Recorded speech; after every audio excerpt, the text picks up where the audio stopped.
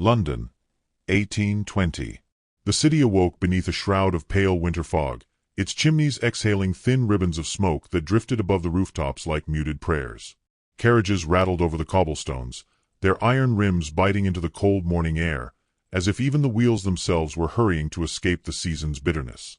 In the heart of Mayfair, behind the tall windows of Ashcombe House, Lady Eleanor stood motionless before a mirror, her reflection pale, poised, and trembling, an image more sculpted than alive. She had slept little, for sleep had become a luxury she no longer trusted. It was too often followed by waking dread. The house felt unbearably crowded, not with people but with judgment. Servants moved like shadows, careful not to speak her name aloud, as though she were a fragile object that might shatter if observed too closely. Eleanor heard whispers behind half-closed doors, the silence that followed her footsteps, the pitying glances inadequately concealed. Yet what tormented her most was not the gossip itself, but how swiftly their cruelty had taken root after a single moment of defiance. A fortnight earlier, in a gilded ballroom illuminated by 300 candles, she had refused an arranged proposal from the Marquis of Redford, publicly, clearly, and without hesitation. It had been an act of courage or folly, depending on whom one asked. Her parents called it recklessness, society, impropriety, the Marquis, an unforgivable slight. Eleanor had called it instinct. There were whispers that Redford drank more than he read, gambled more than he prayed, and treasured discretion far less than pleasure. She had not needed to confirm those rumors. The arrogance in his smile as he approached her had told her enough. But refusing him had unleashed a storm she could never have foreseen. Now she felt the weight of that storm pressing her into silence. She adjusted the lace at her neckline, more to steady her hands than to improve her appearance. Her father had commanded her presence in the morning room, a summons she dreaded with increasing intensity. She moved along the corridor, each step echoing an unwelcome foreboding, until she reached the door and paused. For a fleeting moment she considered fleeing back to her room, locking the world out and surrendering to the brief illusion of safety. But illusions had betrayed her before. She entered. Her mother sat near the hearth, elegant yet stern, her hands folded so tightly the knuckles blanched. Her father stood near the window, posture rigid, gaze fixed upon the street as though searching for an escape he would never admit to needing. He turned only when the clock on the mantel struck the hour. "Eleanor," he said, his voice clipped, "your presence is required for the discussion of a matter that concerns this family's survival." Survival. The word struck her like a physical blow. She waited, back straight, willing herself not to tremble. "Your refusal of Lord Redford," he continued, "has cost us alliances we cannot afford to lose. 2 families have withdrawn from our winter arrangements. Invitations have been rescinded. Your actions have rendered you nearly unmarriageable." Her mother inhaled sharply, though whether from distress or reproach, Eleanor could not tell. Her father crossed the room, his boots thudding against the carpet with a finality that stole her breath. "There is only one path left to restore what you have endangered." Eleanor forced herself to meet his gaze. "What path?" He exchanged a brief, hesitant glance with her mother. It was a rare crack in their usual certainty, and Eleanor felt her heartbeat rise. "The Duke of Hawthorne," he said. The name drifted through the room like a draught of icy wind.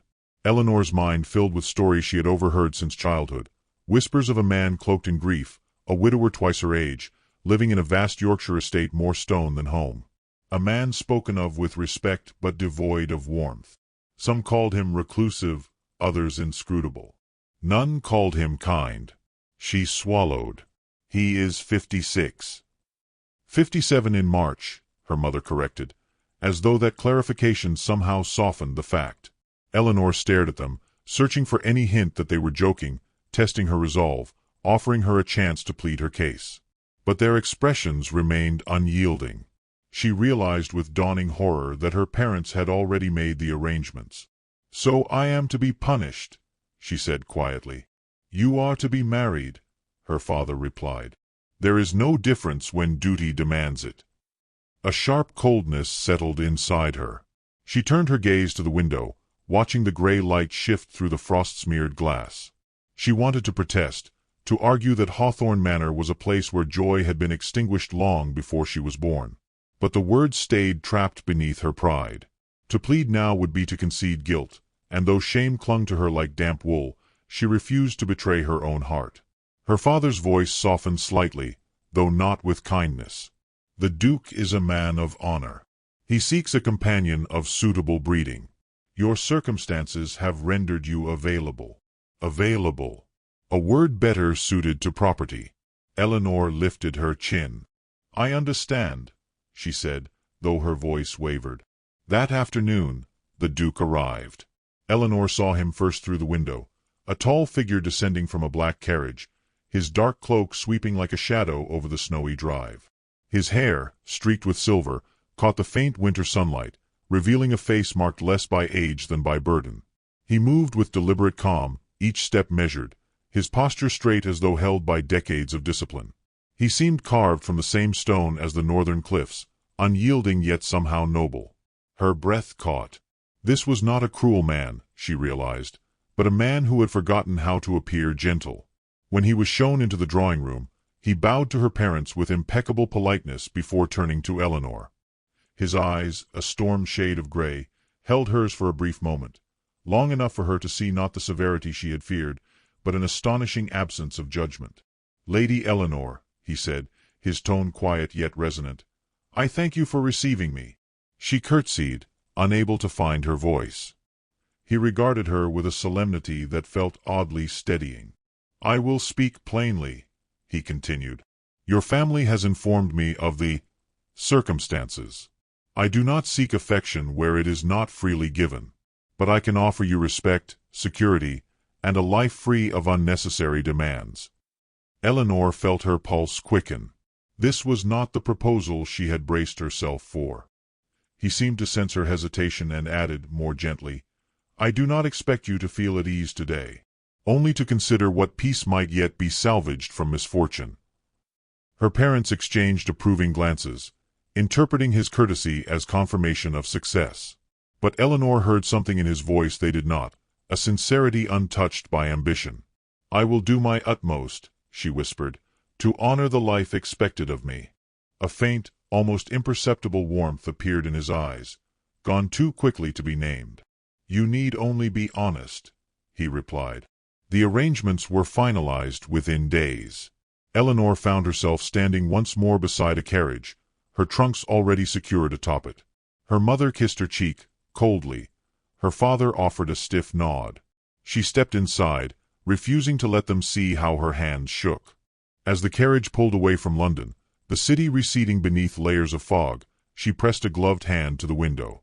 She was leaving behind her humiliation, yet carrying its weight with her. Her future waited in the distant north, in a manner rumored to echo with silence. But within that silence, something stirred, fear, yes, but also a fragile, unspoken hope. And as the carriage wheels turned toward Yorkshire, Eleanor felt the life she had known narrowing behind her, while the life she had not yet dared to imagine unfolded ahead, vast and uncertain as the winter road. The journey to Yorkshire stretched across a landscape of frost-bitten fields and skeletal trees, their branches etched against a sky so pale it seemed almost translucent.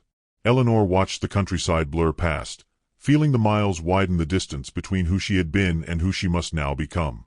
When Hawthorne Manor finally emerged from a veil of drifting snow, it looked less like a home than a solemn monument to endurance. Its stone walls rose with an austere dignity, softened only by the faint glow of lanterns flickering beside the entrance.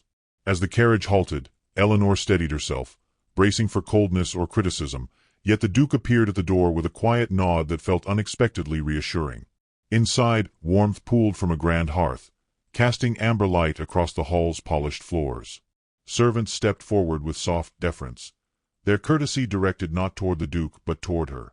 Eleanor found herself puzzled by the gentle attentiveness, for she had braced herself for suspicion or condescension. Instead, she was greeted with murmured welcomes and swift, respectful bows. Even the housekeeper, an older woman with silver-threaded hair and perceptive eyes, offered a kind smile as she guided Eleanor to a suite overlooking the winter garden. The room was comfortably arranged, its furnishings elegant yet not ostentatious, and though she did not yet feel at home, she sensed an unexpected care taken in preparing the space. Life within the manor unfurled slowly, like a letter written in a careful hand. The Duke maintained a courteous distance, greeting her each morning with a measured bow and a question regarding her comfort. Eleanor, though hesitant, found herself studying him. His deliberate movements, his patient silence, the way he listened rather than filled the air with unnecessary conversation. Over the following days, she explored the manor's library, an immense chamber warmed by a carved fireplace and lined from floor to ceiling with books of every discipline. The library became her refuge, a place where she could breathe without fear of judgment or expectation. She suspected the Duke spent much of his time there as well, for several volumes bore the press of his bookmarks. One morning, as she leaned over a folio of botanical sketches, the Duke entered, carrying a small box of polished oak. His expression held no hint of ceremony, yet his presence filled the room with quiet gravity.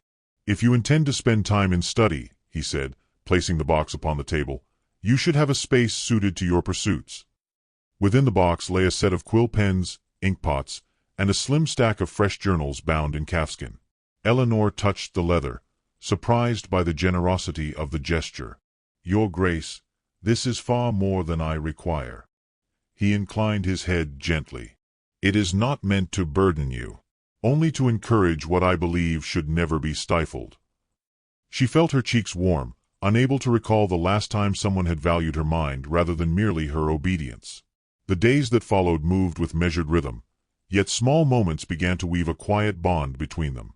On an afternoon softened by falling snow, the Duke invited her to accompany him on a carriage ride through the moors.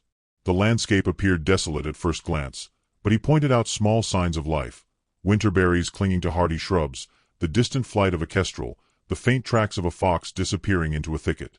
Eleanor listened, struck by how attentively he observed the world, as though he found solace in details others overlooked.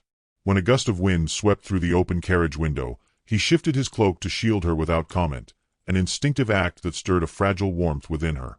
Yet the peace of Hawthorne Manor was not entirely immune to the reach of London.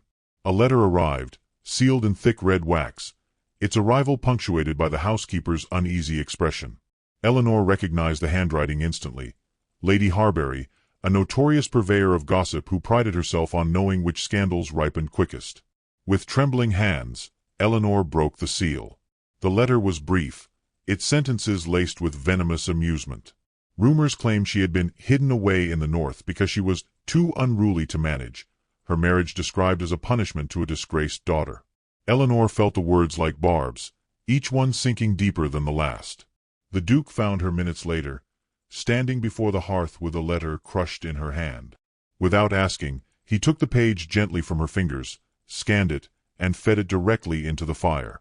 The paper curled, flame devouring every line of malice. "You must not let such voices possess you," he said, his tone firm but not unkind. Eleanor stared at the embers. "But they speak what society believes." He turned to her fully, his gaze unwavering. "Society speaks in whispers because it fears its own reflection. You owe no obedience to malice." She felt a tremor pass through her, for no one had ever spoken in her defense with such composed certainty. Perhaps emboldened by his quiet protection, Eleanor began reading aloud to him in the evenings. At first it was a matter of courtesy, sharing volumes she enjoyed so the silence between them might feel less fragile. Yet soon the ritual became something more. The glow of the fire, the soft rustle of pages, the Duke's attentive stillness, each element wove an intimacy neither dared to name. One evening, when a particularly tender poem left her voice unsteady, she caught a fleeting softness in his expression, as though he heard not only her words but something deeper beneath them. Their tentative equilibrium was tested when an invitation arrived from a neighboring estate, a winter ball hosted by the Marquis and Marchioness of Aylesford. Eleanor felt dread coil within her. Public gatherings had become treacherous terrain, their polished floors concealing sharp edges. She imagined the whispers, the glances, the ridicule that awaited her. The Duke studied her carefully as she read the invitation. "If you prefer not to attend, we may decline," he said. But she sensed retreat would only confirm society's suspicions. "I should go," she murmured, though fear nudged at her ribs. On the night of the ball, Eleanor stood at the top of the manor's staircase, clad in a gown of winter blue satin that shimmered like frost beneath candlelight. The Duke approached, offering his arm with a formality that carried its own quiet tenderness. "No voice shall wound you while I stand beside you," he said, his words steady as iron. She took his arm, hoping her heartbeat was not as loud as it felt. The ballroom was a blaze of light and music, but conversation faltered the moment they entered. Eleanor sensed eyes skimming over her figure, pausing with thinly veiled curiosity. She kept her chin lifted, though each breath felt rehearsed. While she greeted an elderly baroness, a cluster of young women whispered behind lace fans, their laughter sharp and mean. One voice carried above the others. "Poor thing. Sold off to an old man. Imagine the desperation." Eleanor stiffened, the words slicing through her composure. Before she could retreat, the Duke stepped beside her, his presence drawing silence like a command. He turned toward the offenders, his expression calm yet unmistakably resolute. The room held its breath, waiting for his response. And as Eleanor stood poised between humiliation and hope, she felt the moment tighten like a drawn bowstring, ready to release an arrow that neither she nor the watching crowd could yet predict. The young women said nothing further. They fell silent under the Duke's gaze, not because he raised his voice. He did not, but because his stillness carried more authority than any reprimand.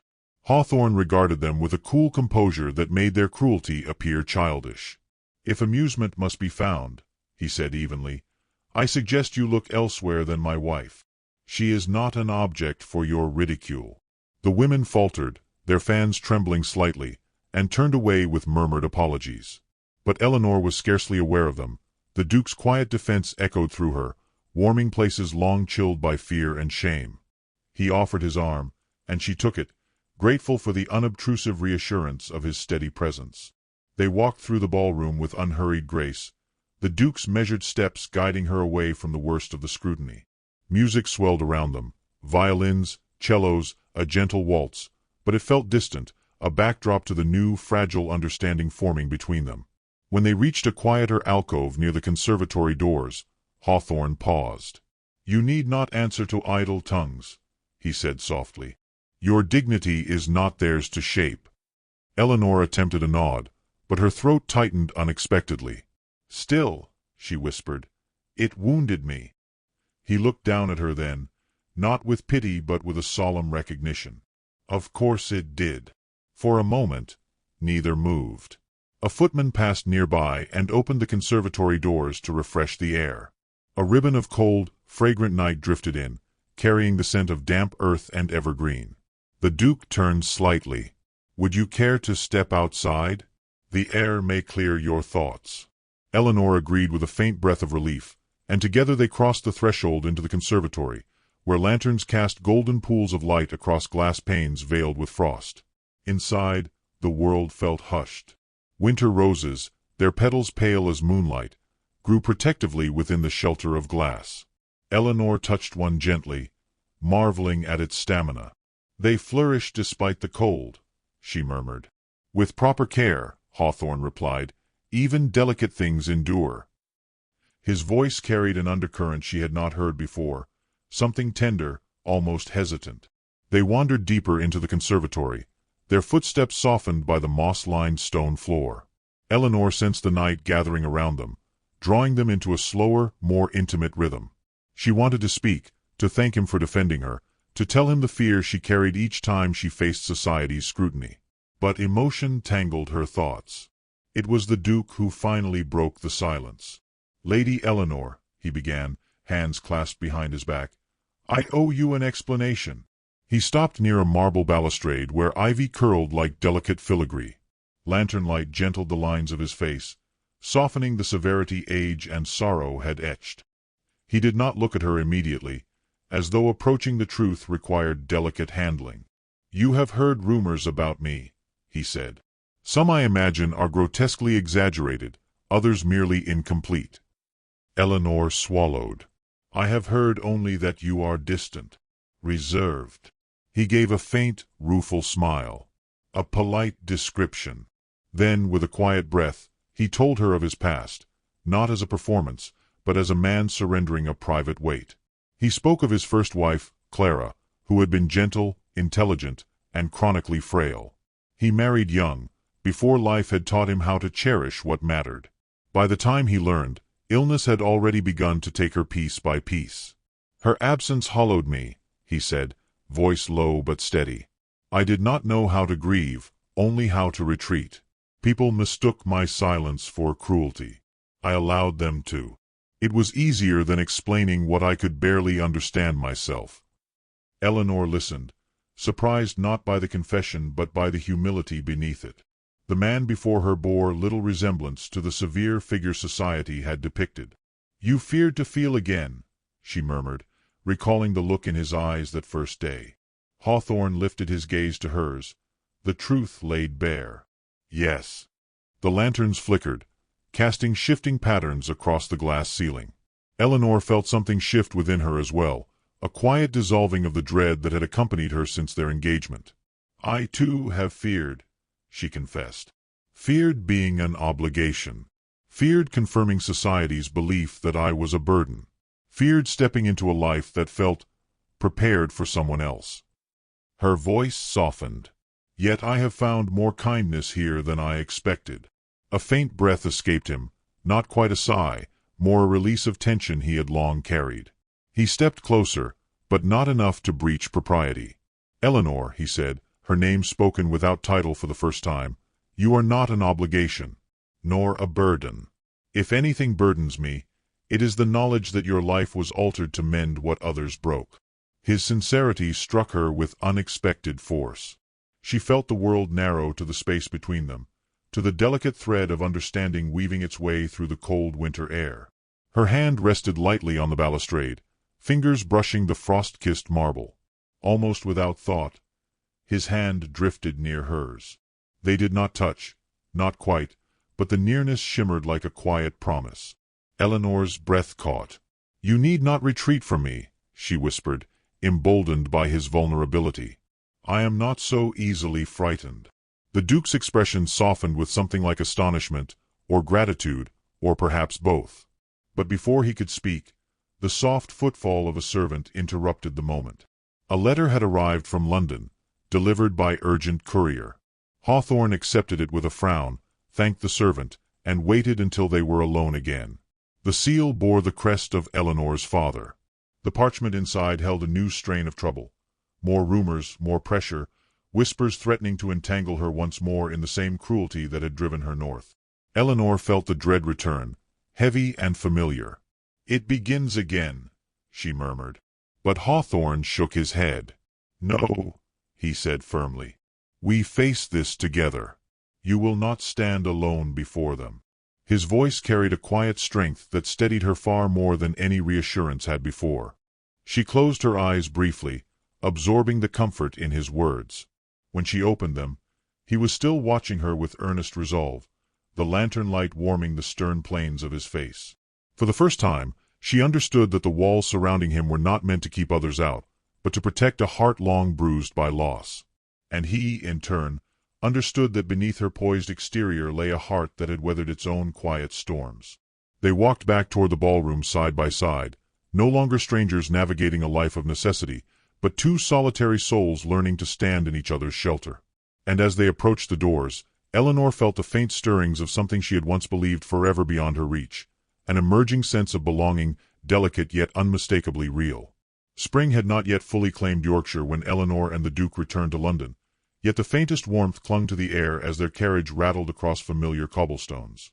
The city's clamor rose around them, vendors calling, horses snorting, wheels striking stone, yet Eleanor felt curiously apart from it all, as though she re-entered a world she had once known only to discover she no longer belonged entirely to it. She sat beside Hawthorne, aware of his steady presence, the subtle reassurance he offered with nothing more than silence and the occasional thoughtful glance. London had shaped her shame, but she sensed it would not shape her future without contest. Their first evening in the townhouse passed quietly, yet Eleanor caught the shift in the servants' demeanor the moment they arrived. News had reached the city in advance of them. Gossip traveled faster than any carriage. Still, Hawthorne greeted his staff with calm civility, then turned to her with a gentleness she had once believed him incapable of. "If the coming days prove difficult," he said, "remember that you owe nothing to those who thrive upon discord." She nodded, though uncertainty trembled beneath her composure. Facing society again meant facing the remnants of her past, the people who had seen her fall and delighted in it. The test came swiftly. Invitations flooded their doorstep. Morning teas, musicales, receptions, each embossed with the same thinly veiled curiosity. Eleanor chose one gathering to attend, a modest affair at the home of the widowed Lady Seaborn, a woman known for her fairness rather than malice. The Duke accompanied her, offering his arm with a quiet sense of pride that steadied her nerves. The townhouse glowed with candlelight as guests arrived in rustling silks and tailored coats, their voices rising like a restless tide. Though Eleanor entered with grace, she felt the scrutiny at once. Eyes flicking toward her, whispers stirring, fans fluttering with barely concealed avidity. Yet something unexpected happened. As she greeted Lady Seaborn with measured warmth, several guests approached her not with disdain but with tentative curiosity. Hawthorne's unwavering presence at her side altered the air around them. He introduced her with calm pride, his voice carrying the unmistakable note of admiration. "My duchess has brought renewed light to Hawthorne Manor," he said to one gentleman, the words delivered with such sincerity that Eleanor felt color rise to her cheeks. It was perhaps the first time she had heard herself spoken of not as an obligation, but as a source of grace. Still, the past was not entirely done with her.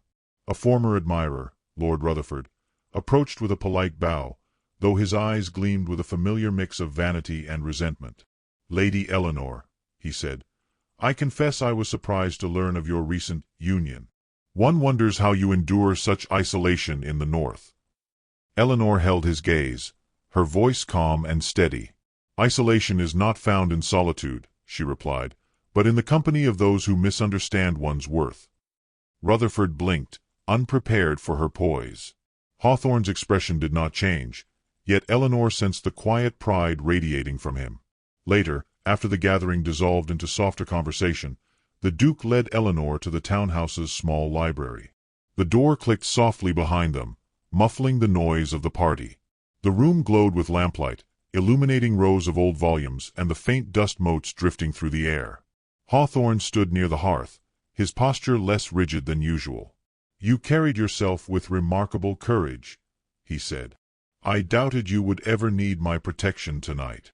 Eleanor approached him, her hands clasped before her. "I carried myself," she answered, "because you helped me stand." Something in his expression shifted, a softening she had seen only in stolen moments. He moved closer, slowly, as though unwilling to startle her. "Eleanor," he said, her name a quiet confession, "I must speak plainly. When our marriage was arranged, I asked nothing from you but honesty, believing it kinder to guard my heart than to risk its breaking. Yet your presence has undone every certainty I clung to. I find myself no longer content with courtesy alone." His breath deepened, the vulnerability of a man who had long studied restraint. "I fear I have come to hope for affection, for something I once believed lost to me." Eleanor felt her heartbeat rise, not out of fear, but recognition. She stepped closer, until only a breath separated them. "You feared loss," she whispered, "and I feared becoming lost. But in your home, I found steadiness. In your kindness, I found safety. And tonight, I realized I no longer stand beside you out of duty." She lifted her gaze fully to his. "I stand beside you because I wish to stay." The silence that followed held more meaning than any declaration. Slowly, deliberately, he took her hand, his touch warm despite the cool library air. "Then let us walk forward without fear," he murmured. "No past, no whisper, no winter shall hinder us." They spent several more weeks in London, yet the tone of society shifted markedly. Eleanor's composed presence, paired with the Duke's quiet devotion, transformed the narrative that had once defined her. Where suspicion had lingered, admiration took root. Where gossip had flourished, respect now followed. When they finally returned to Yorkshire, spring had softened the estate. Flowers burst from newly green fields, and the manor's gardens bloomed in gentle hues. One morning, beneath the pale blush of dawn, they walked together through the garden where winter roses had survived the cold. The air carried the scent of fresh blossoms, and dew glittered like silver threads across the grass. Eleanor paused beside a budding rosebush and turned to him with a smile that reflected the warmth settling slowly, quietly, into her heart. "I never imagined such peace," she said. "Nor I," Hawthorne replied, brushing a stray curl from her cheek with reverent care. You remind me that joy is not lost with age, only found again through grace. Their hands intertwined, simple and certain. As the sun rose behind the manor, its golden light washed over them, a final affirmation of the long journey from coldness to connection, from doubt to trust. And in that luminous morning, Eleanor understood that the life awaiting her was no longer one she had been forced into, but one she had chosen, steadily, fearlessly, and with a heart renewed by love.